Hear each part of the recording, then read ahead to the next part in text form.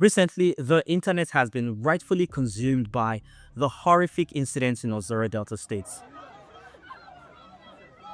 The conversations around sexual harassment, abuse of power, and justice for those victims are absolutely vital. But while everyone is focused on the perpetrators of that specific crime, we are completely ignoring the systemic disease that empowered them in the first place. Nigeria is no longer just a highly religious country. We are actively becoming a religiously intolerant one. We've reached a point where your constitutional right to peace, movement, and freedom is routinely sacrificed on the altar of someone else's God. And the most terrifying part, the government is letting it happen. In 1945, the philosopher Karl Popper warned us about something called the paradox of tolerance. He wrote, if we extend unlimited tolerance even to those who are intolerant, then the tolerance will be destroyed and tolerance with them. By legally tolerating the extremes of our religious groups, the Nigerian state has destroyed the actual freedom of the everyday citizen. As Professor Jacob K. Olukpona at Harvard University has observed regarding African religions, faith in Nigeria is frequently weaponized as an instrument of social and political control rather than just personal piety. Today, we need to have an honest conversation about the hypocrisy of Nigerian religion. From Christians deafening their neighbors to Muslims banning traditionalists in Ilorin or murdering in the name of blasphemy, to Oro worshippers placing entire towns under illegal house arrests. Let's talk about who is actually protecting us. And I want us to start with something we've all normalized: noise. If you live in Nigeria, you have likely had your sleep stolen by a 5 a.m. street evangelist, a midnight church vigil, or a mosque blasting prayers into a purely residential neighborhood. We complain, but ultimately we suffer in silence because speaking out makes you look like an enemy of God.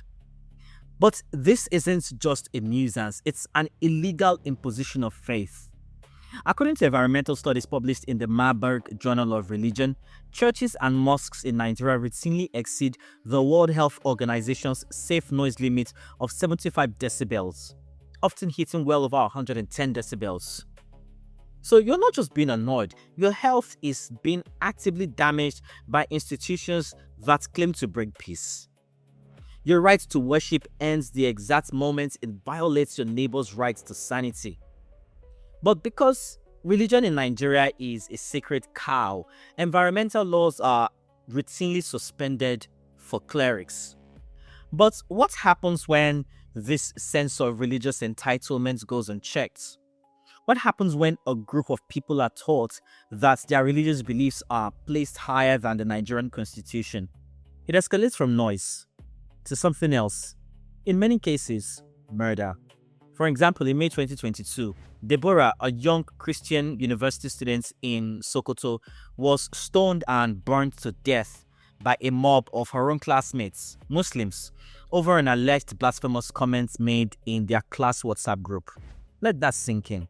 A citizen of a democratic republic was hunted down and executed in broad daylight because of a WhatsApp message. But the tragedy of Deborah and others like her is not just that extremists exist. It is that the Nigerian state completely abandoned her. The initial suspects arrested for her brutal, publicly recorded murder, by the way, were charged with public disturbance and eventually acquitted. The message the government sent was clear.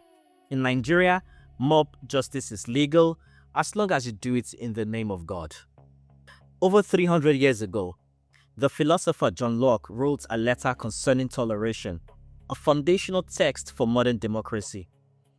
Locke argued that true religion is a matter of eternal conscience and it must completely separate itself from the instruments of force and violence.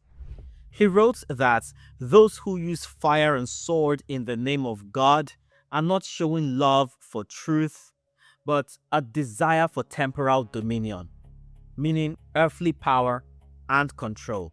So when Muslims kill over blasphemy, or when any group at all uses the threat of violence or actual act of violence to defend an omnipotent deity, They are not practicing faith. They're practicing political terrorism. And by refusing to deliver justice to the victims' families, the Nigerian government is complicit in that terrorism. This audacity isn't limited to the pulpit or the mosque. It is deeply embedded in our traditional institutions as well. I mean, take a look at Southwest Nigeria and the constant imposition of the Oro festival.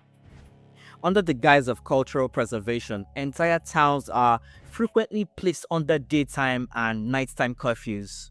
Women and non-initiates are threatened with severe consequences if they step outside their own homes. Interestingly, according to Section 41 of the Nigerian Constitution, every citizen has the fundamental right to move freely. Yet, the traditionalists routinely ignore this. Why? The founding father of modern sociology, Max Weber, defined a functional state as the only entity that possesses a monopoly on the legitimate use of physical force. So when Oro worshippers or any religious group enforce a curfew with the threat of violence, they're not practicing culture. They're acting as a rebel government. They're looking at the Nigerian state, realizing it is too weak and compromised to stop them, and claiming that monopoly of force for themselves. Interestingly, in 2017, an Ogun State High Court actually ruled these daytime Oro curfews unconstitutional. Yet they continue, completely unchecked by the police. Which brings us right back to where we started, Ozoro, Delta States. And here's the thing that is most baffling about this Ozoro incident. Ozoro is a university town. It is home to the Delta State University of Science and Technology. It is literally teeming with thousands of young, educated Nigerians from entirely different states, tribes, and belief systems. So we have to ask the ultimate question. Why on earth does a local religious or traditional body think they have the jurisdiction to police the movement, the bodies, and the freedom of a diverse constitutional republic of students? The answer is terrifyingly simple. Because the Nigerian government has taught them that they can. In his masterpiece Leviathan, the philosopher Thomas Hobbes warned that without a strong, objective sovereign power to enforce a single rule of law, society descends into a war of every man against every man. In Nigeria, the government has completely abdicated its role as the Leviathan. Our politicians are so desperate for the votes of pastors, imams, and traditional rulers that they have outsourced the rule of law to them. The zealots in Ozoro didn't police those young women because of God or tradition. They did it because they knew with absolute certainty that the Nigerian police would not stop them.